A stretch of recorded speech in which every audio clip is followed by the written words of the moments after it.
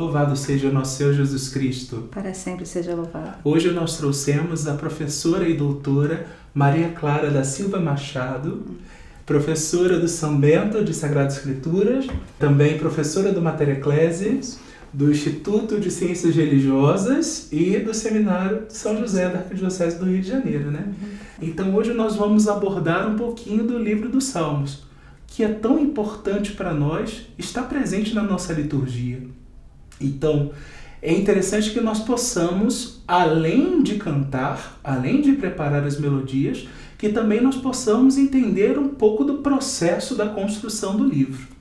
Então, professora, a senhora poderia nos falar um pouco do livro dos Salmos, o que significa os Salmos, a formação do livro? Então, como é que seria esse processo, né? Vamos começar pelo título, então, né? Ok.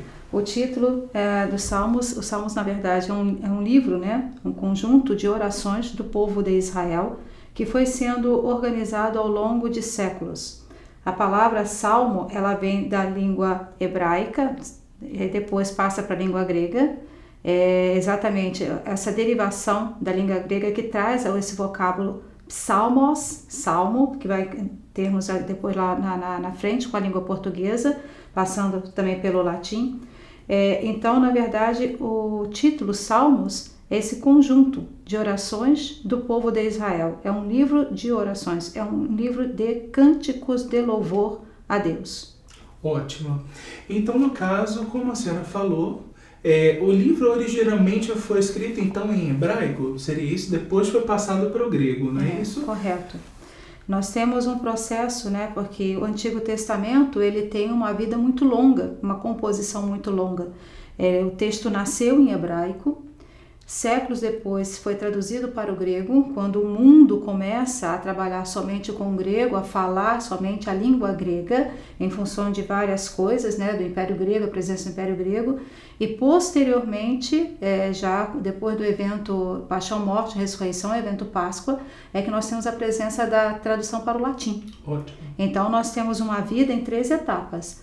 No primeiro momento, o texto em hebraico, posteriormente o texto em grego, que foi a Bíblia dos Apóstolos, que a gente chama de 70, né? A tradução grega da 70 foi a Bíblia dos Apóstolos, a Bíblia de Jesus Cristo. Lógico, Jesus também sabia o hebraico e também leu em hebraico, mas era a Bíblia do tempo de Jesus Cristo e dos Apóstolos, das primeiras comunidades cristãs.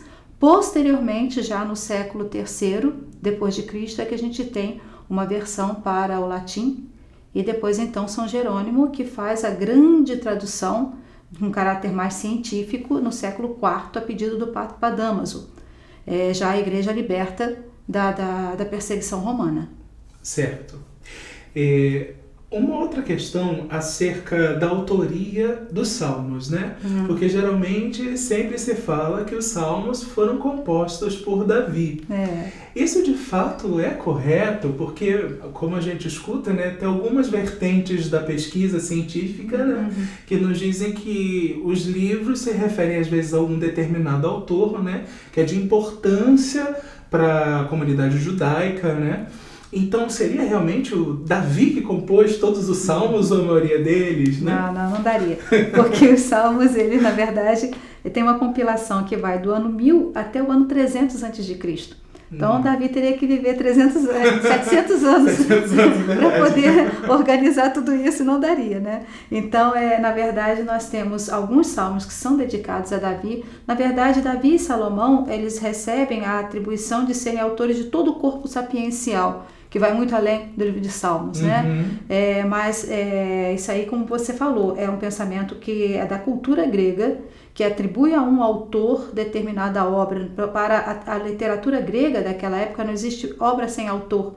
Então, por isso que acaba se atribuindo a uma autoria, quando na verdade a pessoa de fato não é o autor.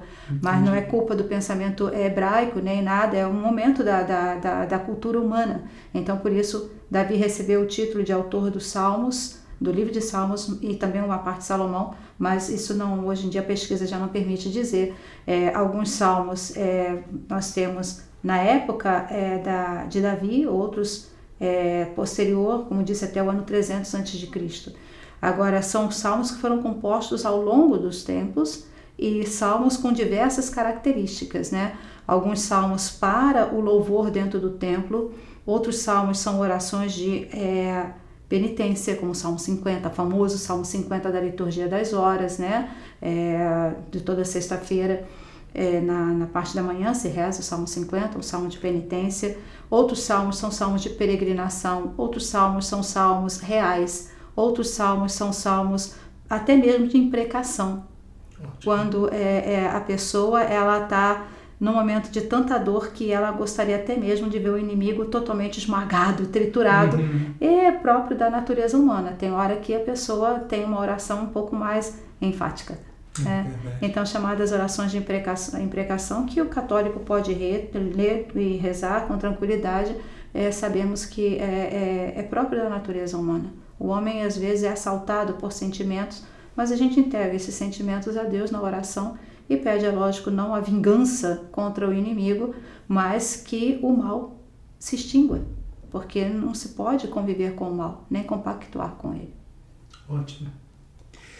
E outra coisa, geralmente as pessoas têm dúvida com relação à numeração dos salmos, né? Porque, por exemplo, aquele salmo clássico, o Senhor é meu pastor, nada me faltará. Aparece com a numeração 23, em outras bíblias 22, ou até mesmo a numeração 23 e parênteses 22, ou Salmo 50 mesmo, como você falou, 51, 50... Por que dessa diferenciação, dessa numeração, né? Culpa da tradução grega, né?